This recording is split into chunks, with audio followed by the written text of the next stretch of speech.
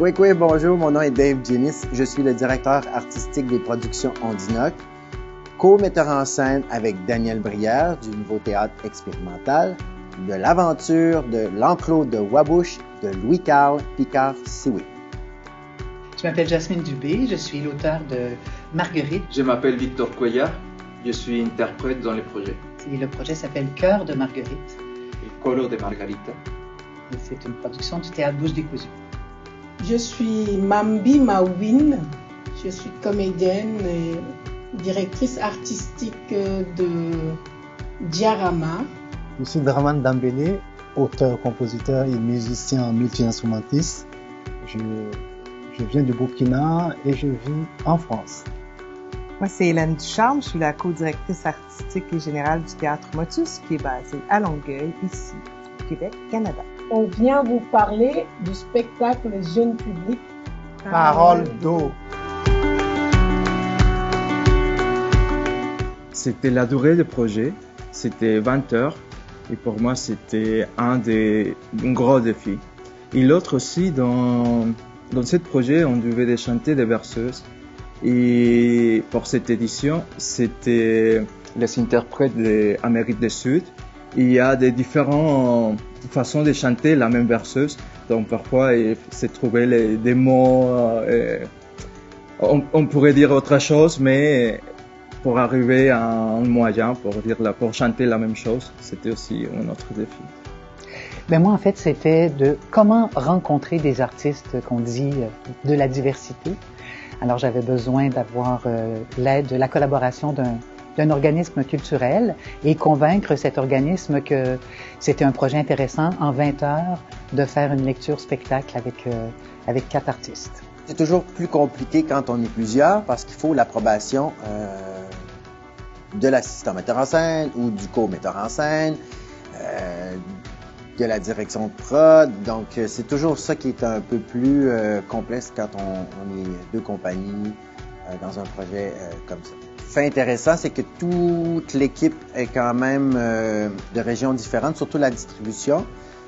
Alors, il y avait des gens de Montréal, il y avait des gens de l'Ontario francophone, des gens de Québec. C'était toujours la complexité de trouver l'agenda, le parfait agenda pour réunir l'équipe. En premier, c'est certain qu'on a cherché la thématique, puis c'est venu, beaucoup l'idée est venue de Mambi. Mais à partir de là, il faut aussi se comprendre, développer les idées. Il y avait plusieurs personnes de plusieurs pays qui parlent aussi plusieurs langues. Il ne faut pas prendre pour acquis que le fait que tout le monde parle français, on se comprend tous. C'était des défis de distance, des défis de pandémie. On a coécrit par Zoom ensemble. Et donc, de s'adapter à tout ça, au contexte de chacun, c'était de beaux défis et surtout la thématique de bien partager nos vécus ensemble. Le défi aussi de vraiment représenter nos 2 univers, ici l'eau au Canada, en Afrique au Sénégal, comment on vit avec l'eau, quels sont nos rapports à l'eau, et vraiment pour que le spectacle puisse refléter nos 2 univers. Ça, c'était vraiment aussi un des défis. Les forces ont été surtout l'écoute et le respect avec mon co-metteur en scène, Daniel Brière. J'ai découvert un homme ouvert d'esprit, curieux, d'en apprendre un peu plus sur Ondinoc, mais aussi sur le théâtre autochtone. Alexis était plus présent avec Louis-Carl Picard-Sioui, qui est l'auteur de la pièce. Mais ce que j'ai aimé aussi, c'est que dès qu'on a su que le NTE voulait embarquer dans l'aventure, on a tous eu le désir de rencontrer Louis-Carl chez lui, à Wendake.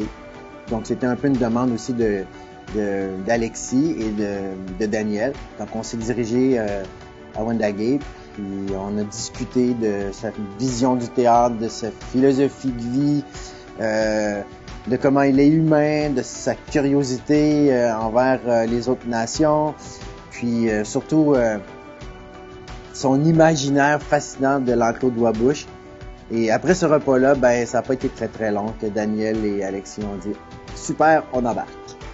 Une des grandes forces, c'était que nous deux, Hélène et moi, on avait envie de travailler ensemble. Ça faisait 20 ans qu'on se connaissait et puis on a évolué toutes les deux dans nos propres compagnies. On a porté plein de projets et on se croisait souvent. Et puis l'envie a augmenté, grandi. Et ça, c'est une grande force déjà d'avoir envie de collaborer. Tout à fait. Puis on a eu la chance de beaucoup collaborer, de faire les étapes de création au Sénégal et de découvrir là-bas toute la richesse d'exploration, d'imaginaire, de désir de travailler. C'est des travaillants incroyables. Cette équipe-ci travaillait sans cesse. On faisait des longues journées. Il n'y avait pas d'arrêt jamais pour la volonté de s'impliquer dans le projet et d'aussi collaborer avec les gens d'ici au Canada. Une grande ouverture, volonté et temps d'investir. Je dirais que c'est la générosité des artistes impliqués dans le projet.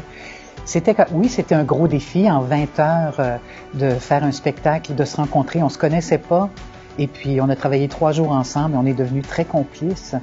Et puis ça a fonctionné, ça a été généreux, l'implication était là, il y a eu beaucoup d'écoute, de respect. C'était aussi la langue. Tout le monde dedans parlait espagnol, donc c'était plus simple d'économiser aussi le temps de l'organisation entre nous.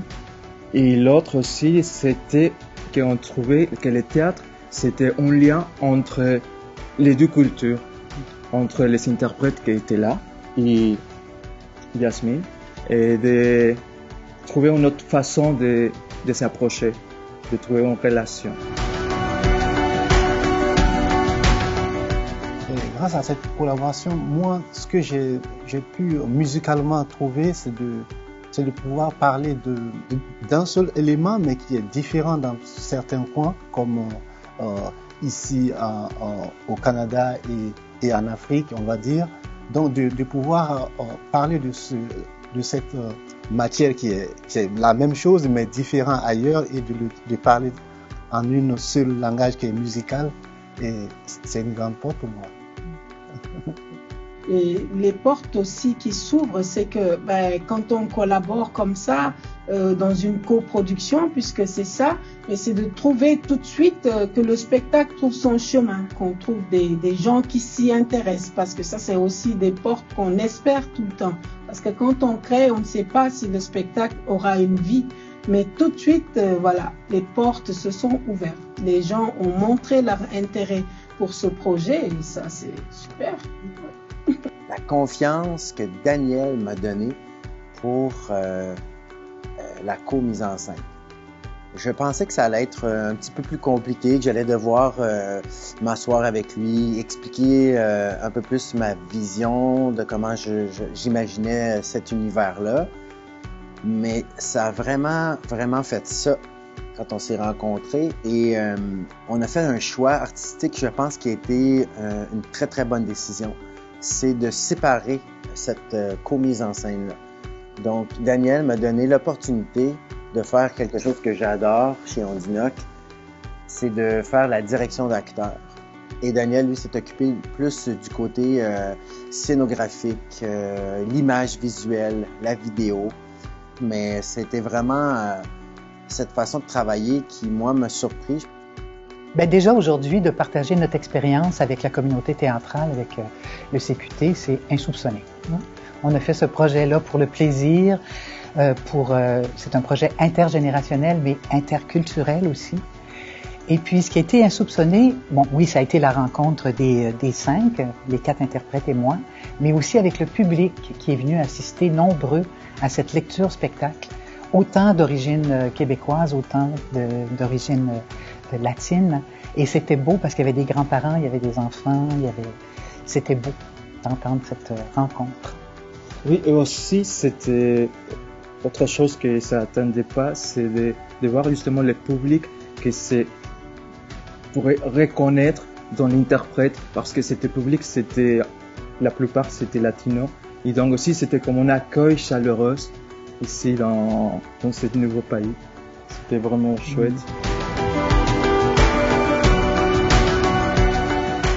Le respect, c'est vraiment important pour aborder les autres cultures et surtout d'aller plus loin de les stéréotypes. Puis aussi d'accepter qu'il n'y a pas une façon de faire. Moi, j'arrive, j'ai une idée de où je vais aller avec ce spectacle-là, mais il y a 4 interprètes qui sont là, qui apportent de l'eau au moulin, qui apportent leur façon de faire, leur accent, leur culture, leur berceuse, et d'accepter que j'ai pas raison, qu'il n'y a pas une façon, qu'il y en a plusieurs. Puis, je dirais de façon plus personnelle, c'est d'accepter que je puisse avoir des maladresses. Peut-être que je n'utilise pas nécessairement les bons mots, mais l'idée, c'est pas de blesser, c'est d'essayer d'aller vers l'autre, de se rencontrer. Mais des fois, c'est possible qu'il y ait des maladresses, puis ça, on s'en parle, tout simplement.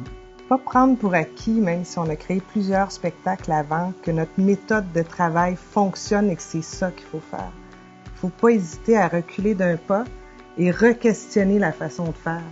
Pour prendre les décisions, là, des fois ici, on va bien vite, puis on décide vite qui. Non, dans un projet comme ça, la décision, elle se prend pas de la même façon.